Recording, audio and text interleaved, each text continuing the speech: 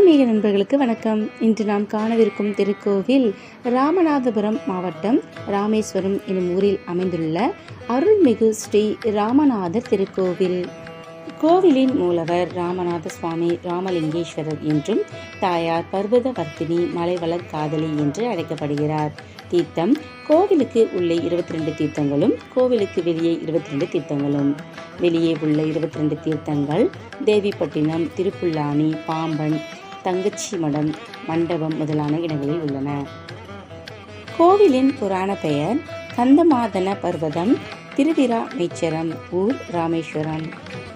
இங்கு சிவன் சுயம்பு மூர்த்தியாக அருள்பாலிக்கிறார்.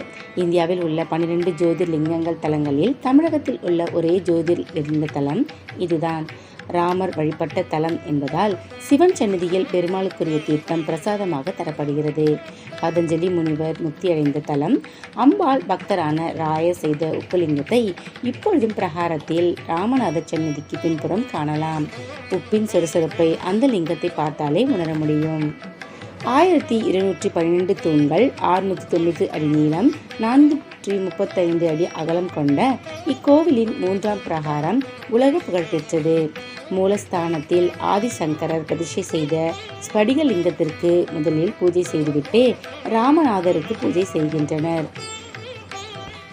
பிரகாரத்தில் சீதை மணலில் லிங்கம் பிடிக்க அதற்கு ராமர் பூஜை செய்யும் காட்சி சிலையாக வடிக்கப்பட்டுள்ளது. அருகில் ஆஞ்சநேயர், சுக்கிரவன் உள்ளிட்ட வானர வீரர்களும் இருக்கின்றனர். மேலும் நலன், நீலன், கவனால் பூஜிக்கப்பட்ட சிவன் சந்நிதிகளும் உள்ளன. சுவாமி சந்நிதி பிரகாரத்தில் 2 லிங்கங்களுக்கு மத்தியில் சரஸ்வதி, சங்கர நாராயணர், அர்த்தநாரீஸ்வரர், ஏகாதச ருத்ரலிங்கம், 11 லிங்கங்கள் ஆகியோர் அருளுகின்றனர். அம்பாள் சந்நிதியில் அஷ்டலட்சுமி மற்றும் மேற்கு நோக்கிய சண்டிகேஸ்வரி ஆகியோர் உள்ளனர். காசி, ராமேஸ்வரம் யாத்திரை செல்பவர்கள் முதலில் ராமேஸ்வரத்தில் அக்னி தீர்த்தத்தில் நீராடி மணல் மற்றும் தீர்த்தம் எடுத்துக்கொண்டுதான் காசி செல்ல வேண்டும்.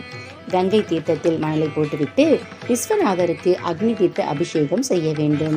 அங்கிருந்து கங்கை தீர்த்தம் எடுத்து வந்து ராமநாதருக்கு அபிஷேகம் செய்ய வேண்டும்.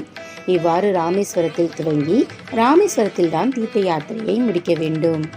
சிலரால் இது முடிவதில்லை. காசி செல்ல முடியாதவர்களுக்கு வசதியாக கோவிலிலேயே கங்கை தீர்த்தம் விற்கப்படுகிறது.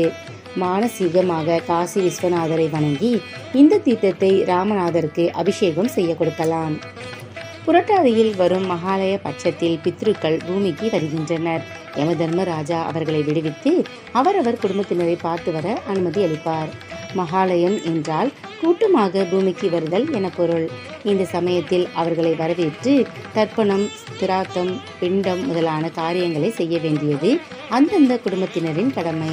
இதனால் பித்துர் ஆசை கிடைத்து குடும்பம் முன்னேறும். பித்துர் காரியங்களை செய்ய சிறந்த தலம் ராமேஸ்வரம் ராமநாதர் கோவில்.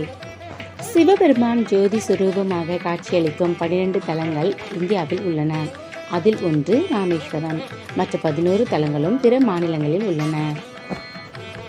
விபீஷ்ணன் ராமருக்கு உதவி செய்ததன் மூலம் ராவணனின் அழிவிற்கு அவனும் ஒரு காரணமாக இருந்தான். இந்த பாவம் நீங்க இங்கு லிங்க பிரதிஷ்டை செய்து வழிபட்டான்.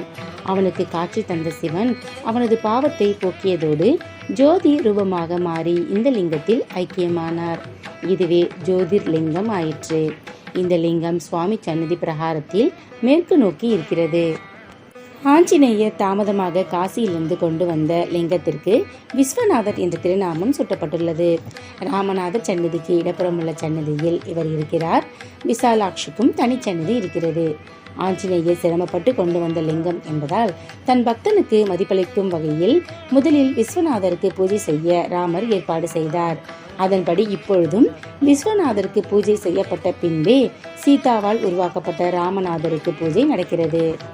பக்தர்கள் முதலில் தனுஷ்கோடி கடலில் நீராட வேண்டும். பின்னர் ராமேஸ்வரம் கோவிலில் உள்ள 22 தீர்த்தங்களிலும் வரிசையில் நீராட வேண்டும். மகாலட்சுமி தீர்த்தம் செல்வவளம், சாவித்திரி தீர்த்தம் பேச்சுத்திறன், காயத்ரி மந்திரத்தின் உள்ளுயிராக இருக்கக்கூடிய ஜோதி வடிவமான சக்தியை சாவித்ரி. இவள் பிரம்மாவின் பத்தினி. காயத்ரி தீர்த்தம் உலகத்துக்கே நன்மை.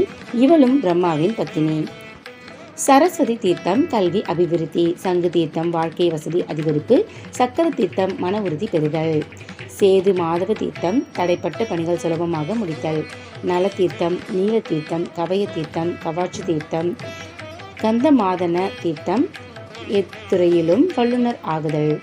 பிரம்மஹத்தி விமோசன தீர்த்தம், கங்கா தீர்த்தம், யமுனை தீர்த்தம், கயா தீர்த்தம், சர்வ தீர்த்தம் எப்பிறவியிலும் செய்த பாவங்கள் நீக்குதல். சிவ தீர்த்தம் சகல பீடைகளும் ஒழிதல். சத்யாமிருத தீர்த்தம் ஆயுள் விருத்தி. சந்திர தீர்த்தம் கலையார்வ பெறுதல். சூரிய தீர்த்தம் முதன்மை ஸ்தானம் அடைதல். கோடி தீர்த்தம் முக்தி, அதாவது மறுபிறவி இல்லாத நிலை. ராமர் இங்கு சிவபூஜை செய்த பொழுது அவரை பிடித்த பிரம்மஹத்தி தோஷம், அதாவது கொலை செய்த பாவம் விலகியது. அந்த தோஷம் எங்கு செல்வதென தெரியாமல் திணறியது. அதனால் வேறு யாருக்கும் பாதிப்பு உண்டாகாமல் இருக்க சிவன் பைரவரை அனுப்பினார். அவர் பிரம்மஹத்தி தோஷத்தை தன் திருவடியால் அழுத்தி பாதாளத்தில் தள்ளினார். பின்னர் இத்தலத்திலேயே அமர்ந்து இங்கு வரும் மன திருந்திய பக்தர்களின் கொடிய பாவங்களை பாதாளத்துக்குள் தள்ளுபவராக அருள் செய்கிறார். இவருக்கு பாதாள பைரவர் என்று பெயர். இவரது சன்னதி கோடி தீர்த்தம் அருகில் உள்ளது. கருவறைக்கு பின்புறம் உள்ள லிங்கோத்பவரின் எதிரில் பலிபீடம் உள்ளது. வித்தியாசமான அமைப்பு. வடநாட்டு பக்தர்கள் தலையில் ராமாயணம் புத்தகத்தை சுமந்து கொண்டு ராமநாத சுவாமி சன்னதியை சுற்றி வந்து வழிபடுகிறார்கள். இக்கோவிலின் வரலாறு என்னவென்றால், சிவபக்தனான ராவணனை அழித்ததால் ராமருக்கு பிரம்மஹத்தி தோஷம் உண்டானது. தோஷம் நீங்க ராமேஸ்வரம் கடற்கரையில் சிவ பூஜை செய்ய விரும்பினார். இதற்காக சிவலிங்கம் கொண்டு வரும்படி ஆஞ்சநேயரை அனுப்பினார். அவர் வர தாமதமாகவே சீதை கடற்கரை மணலில் லிங்கம் அமைத்தாள். அந்த லிங்கத்தை ராமர் பூஜித்ததால் ராமநாத சுவாமி என்ற திருநாமம் அமைந்தது. ராமர் வழிபட்ட தலம் என்பதால் சிவன் சன்னதியில் பெருமாளுக்குரிய தீர்த்தம் பிரசாதமாக தரப்படுகிறது. இக்கோவிலின் பிரார்த்தனை என்னவென்றால், இரட்டை விநாயகரை குழந்தை பாக்கியம் கிடைக்கவும் செல்வ செழிப்புக்காகவும் வேண்டிக் கொள்கின்றனர். நாகதோஷத்தால் பாதிக்கப்பட்டவர்கள் அக்னி தீர்த்த கரையில் நாகர் பிரதிஷ்டை செய்து வேண்டிக் கொள்கின்றனர். பிரார்த்தனை நிறைவேறியதும் சுவாமிக்கும் அம்பாளுக்கும் வஸ்திரம் அணிவித்து நேர்த்திக்கடன் செலுத்துகின்றனர்.